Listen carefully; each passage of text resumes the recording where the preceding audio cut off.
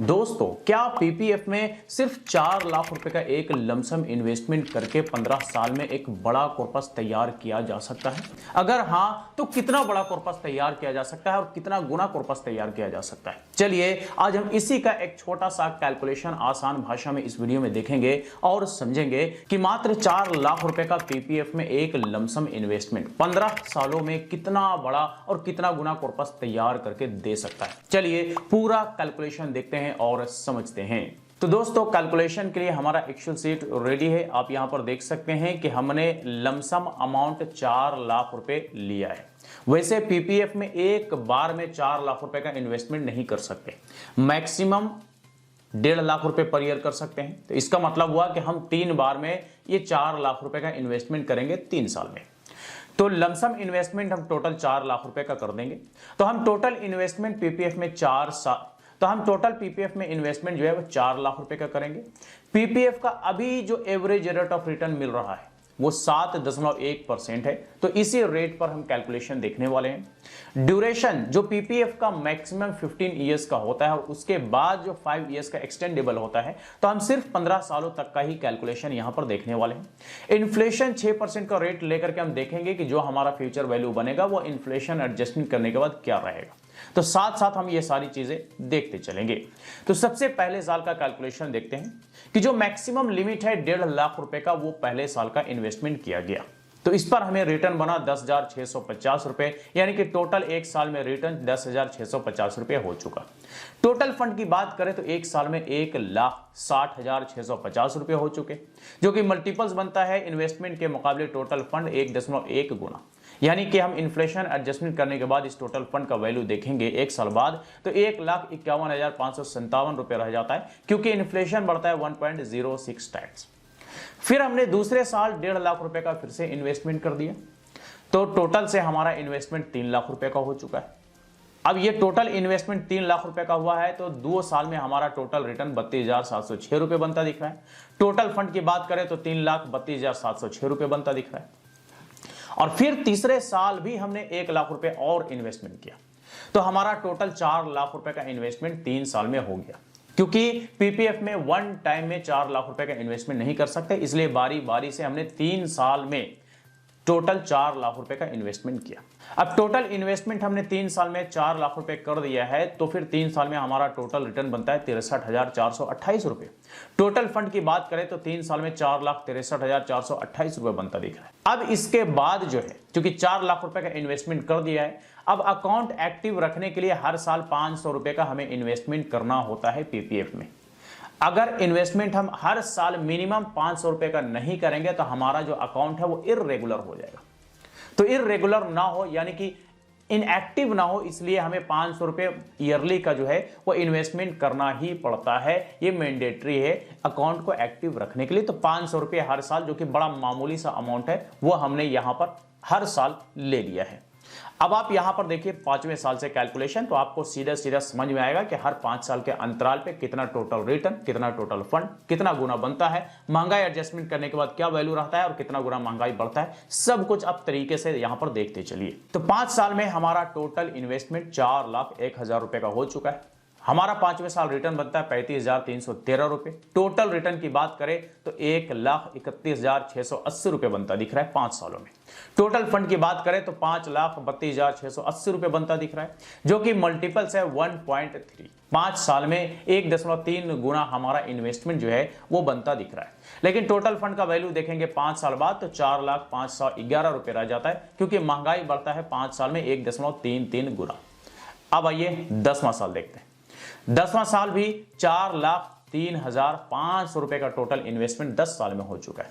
10वां साल रिटर्न बनता है लगभग 50,000 रुपए, और टोटल रिटर्न की बात करें 10 साल में तो लगभग 3.5 लाख रुपए यहां पे बनता दिख रहा है। टोटल फंड की बात करें तो लगभग 7.5 लाख रुपए 10 साल में टोटल फंड बनता दिख रहा है। मल्टीपल्स की बात करें तो 1.9, यानी हम कह सकते हैं कि लगभग हमारा जो टोटल इन्वेस्टमेंट है वो 10 सालों में डबल यहां पे बनता दिख रहा है। यानी पीपीएफ डबल बना करके दे सकता है लगभग 10 सालों में। लेकिन इस टोटल फंड का वैल्यू देखेंगे 10 साल बाद तो 4,21,059 रुपए रह जाता है, क्योंकि इन्फ्लेशन बढ़ता है 1.79 टाइम्स 10 ईयर्स में। अब आइए 15वां साल देखते हैं। तो 15 साल में टोटल इन्वेस्टमेंट 4,06,000 रुपए का हो चुका है। टोटल रिटर्न हमारा बनता है 15 सालों में लगभग 6.5 लाख रुपए, 6,59,131 रुपए। टोटल फंड की बात करें तो 15 सालों में 10,65,131 रुपए बनता दिख रहा है, जो कि मल्टीपल्स है 2.6, यानी कि 2.5 गुना से भी ज्यादा हमारा जो है टोटल फंड 15 सालों में बनता दिख रहा है। या यूं कहें कि पीपीएफ हमारे टोटल इन्वेस्टमेंट को 15 सालों में 2.5 गुना से भी ज्यादा बना करके देने का काम कर सकता है। लेकिन इस टोटल फंड का वैल्यू अगर देखेंगे 15 साल बाद तो लगभग 4.5 लाख रुपए रह जाता है, क्योंकि इन्फ्लेशन बढ़ता है 2.39 टाइम्स।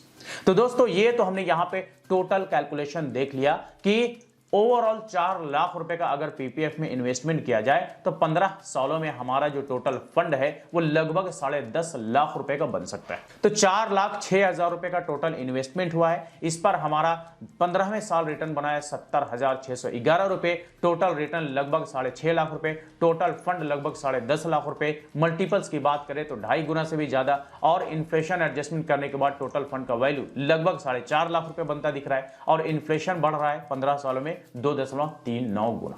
तो दरअसल ये है पीपीएफ का रिटर्न टोटल कॉर्पस कितना गुना बनता है, ये सारा कुछ हमने यहां पर देख लिया। अब अगर मान लीजिए किसी को 15 साल से ज्यादा समय के लिए इन्वेस्टमेंट करना हो तो भाई हर 5 साल का जो है आपको एक्सटेंडेबल ऑप्शन मिल जाता है, यानी कि हर 5 साल के लिए आप बढ़ा सकते हैं, और बढ़ाने का कोई लिमिट नहीं है, 1 बार 2 बार 3 बार, जैसे जैसे 5 साल पूरता जाए वैसे वैसे आप जो है हर 5 साल के लिए बढ़ा सकते हैं। तो ये तो हमने यहां पे पीपीएफ का कैलकुलेशन देखा और समझा। अब चलिए देखते हैं कि पीपीएफ में क्या क्या बेनिफिट्स मिलते हैं, क्योंकि पीपीएफ को यही बेनिफिट जो है वो बड़ा खास बनाता है और दूसरे इन्वेस्टमेंट के मुकाबले। तो क्या कुछ बेनिफिट्स है ये आपको जानना बेहद जरूरी है, क्योंकि इसी की वजह से लोग पीपीएफ में भी ज्यादा इन्वेस्टमेंट करना पसंद करते हैं। पहला खूबी ये तो है कि भाई रिस्क फ्री है, गवर्नमेंट बैक्ड है, लेकिन उसके साथ साथ और भी अदर बेनिफिट्स हैं। क्या क्या है चलिए देखते हैं। सबसे पहला बेनिफिट है ट्रिपल टैक्स एग्जम्पशन। जी हां, आपको 3 तरह का टैक्स में एग्जम्पशन देखने को मिलता है। क्या क्या वो एग्जम्पशन है तो देखिए, पहला एग्जम्पशन है पैसा जमा करने पर, यानी कि इन्वेस्टमेंट पर आपको फुल टैक्स में एग्जम्पशन देखने को मिलता है। दूसरा एग्जम्पशन है ब्याज मिलने पर, यानी कि जो भी इंटरेस्ट अर्न्ड होता है, जो भी कैपिटल गेन हमारा होता है वो भी टैक्स से एग्जम्प्टेड होता है। तीसरा एग्जम्पशन है पैसा निकालने पर, यानी कि मैच्योरिटी पर, तो मैच्योरिटी अमाउंट भी टैक्स से एग्जेम्प्टेड है। तो ये 3 तरह का आपको टैक्स में बेनिफिट देखने को मिलता है। तो ये तो हमने पॉइंट नंबर 1 देख लिया, triple tax exemption. Point number 2 की बात करें तो सरकारी गारंटी, यानी कि जीरो रिस्क, बिल्कुल रिस्क फ्री ये इन्वेस्टमेंट है, क्योंकि पूरी तरह से ये गवर्नमेंट बैक्ड है, गवर्नमेंट ऑपरेट करती है। तो यहां पर आपको फिक्स्ड रेट ऑफ रिटर्न 7.1% का अभी जो मिल रहा है वो मिलता है, यानी कि पक्का ब्याज कह सकते हैं। तीसरा जो है वो है 15 ईयर लॉक इन पीरियड। 15 साल तक का पहला इन्वेस्टमेंट, जो पहली बार जो इन्वेस्टमेंट शुरू करते हैं वो 15 साल तक का लॉक इन होता है। देखिए क्या है कि 15 साल के बाद 5-5 साल के ब्लॉक्स में जितनी बार चाहें अकाउंट आगे बढ़ाएं और नया पैसा भी जमा कर सकते हैं। तो लॉक इन पीरियड के बाद हर 5 साल के लिए बढ़ाने का मौका भी आपको यहां पर मिलता जाता है। तो मान लीजिए कोई 15 साल के अलावा 20 साल, 25 साल, 30 साल के लिए इन्वेस्टमेंट करना चाहता है तो हर 5-5 साल पे उसको बढ़ाते जाए। उसके बाद आपको अगला बेनिफिट मिलता है लीगल प्रोटेक्शन। मतलब यह है कि आपके पीपीएफ अकाउंट में जमा पैसे को कोई भी आपसे चाहे नहीं ले सकता। मतलब यह हुआ कि कानून के मुताबिक यह पैसा पूरी तरह सिर्फ और सिर्फ आपका है। किसी भी तरह का कोई अकाउंट अटैचमेंट, किसी भी तरह का रिकवरी में एडजस्टमेंट, किसी भी तरह का कोई चांसेस नहीं बनता, यानी कि पूरी तरह से लीगल प्रोटेक्शन मिलता है पीपीएफ को। तो ये भी एक प्लस पॉइंट है। अब ये होता बड़ा कम लोगों के साथ है, वही लोगों के साथ होता है जो भाई डिफॉल्ट कर चुके होते हैं, लोन या और सारी चीजें, उन लोगों को रिकवरी में कई दफा अकाउंट अटैच करके वहां से रिकवर किया जाता है। लेकिन पीपीएफ के केस में या पीपीएफ का अमाउंट जिस अकाउंट में हो उससे अटैच करके इस पैसे को रिकवर नहीं किया जा सकता, यानी रिकवरी में एडजस्टमेंट नहीं किया जा सकता। यह लीगल प्रोटेक्शन हमें पीपीएफ में मिलता है। इसके अलावा और भी कई सारे बेनिफिट्स हैं, आप चाहेंगे गूगल कर लेंगे, आपको बहुत कुछ मिल जाएगा, लेकिन मेन जो पॉइंट था वो हमने यहां पे डिस्कस कर लिया है। तो दोस्तों ये हमने यहां पे एक छोटा सा पीपीएफ का कैलकुलेशन देखा और समझा कि अगर टोटल 4 लाख रुपए का इन्वेस्टमेंट पीपीएफ में किया जाए तो 15 सालों में हमारा टोटल कॉर्पस कितना तैयार हो सकता है। तो यहां पर हमने देखा कि 15 सालों में लगभग 10.5 लाख रुपए का कॉर्पस बन सकता है, जो कि 2.5 गुना से भी ज्यादा हमारे इन्वेस्टमेंट के मुकाबले टोटल कॉर्पस तैयार हो सकता है। फुल्ली गारंटीड है, गवर्नमेंट बैक्ड है और विदाउट एनी रिस्क है। तो सबसे अच्छी बात यह है कि अगर कोई व्यक्ति बिल्कुल भी रिस्क नहीं लेना चाहता, बिल्कुल भी टेंशन नहीं लेना चाहता, तो पीपीएफ के अलावा कोई बेस्ट ऑप्शन हो नहीं सकता, यहां तक कि एफडी भी नहीं, क्योंकि एफडी में तो आपको अदर एक्सपेंसेस देने पड़ते हैं, लेकिन यहां पर आपको ट्रिपल टैक्स एग्जेम्पशन का बेनिफिट देखने को मिलता है। इससे आपको किसी भी तरह का कोई एक्स्ट्रा खर्चे नहीं देने होते। तो यह था पीपीएफ का पूरा calculation, total return, total corpus, inflation adjustment करने के बाद टोटल वैल्यू, कितना गुना टोटल कॉर्पस बनता है और कितना गुना महंगाई बढ़ता है, सारा कुछ हमने यहां पर देखा और समझा। आई होप कि अब आपको भी समझ में आ गया होगा कि दरअसल पीपीएफ क्या चीज है और पीपीएफ के क्या क्या बेनिफिट्स हैं। तो चलिए आज तक के लिए इतना ही। इससे रिलेटेड अगर फिर भी कोई सवाल हो, क्वेरी हो, तो आप हमें कमेंट करके पूछ सकते हैं। फिर मुलाकात होती है किसी नए वीडियो के साथ, तब तक के लिए बाय बाय।